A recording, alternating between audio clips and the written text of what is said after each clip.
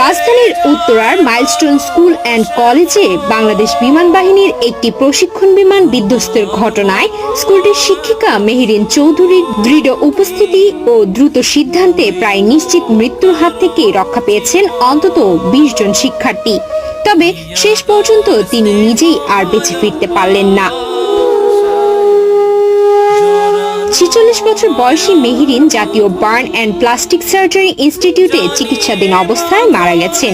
জানা যায় তিনি শতভাগ দগ্ধ হয়েছিলেন। বার্ন ইনস্টিটিউটের একটি সূত্র এ তথ্য নিশ্চিত করেছেন। রাত 10:30টার পর তার মৃত্যুর খবর সামাজিক যোগাযোগ মাধ্যমে ছড়িয়ে পড়ে। একে একে দুর্ঘটনার এই ঘটনাটি ফেসবুকে পোস্ট করেন অনেকেই। মানবিক শিক্ষিকা মেহেরিনের মৃত্যুর খবরে কালো হয়ে যায় ফেসবুকের দেয়াল।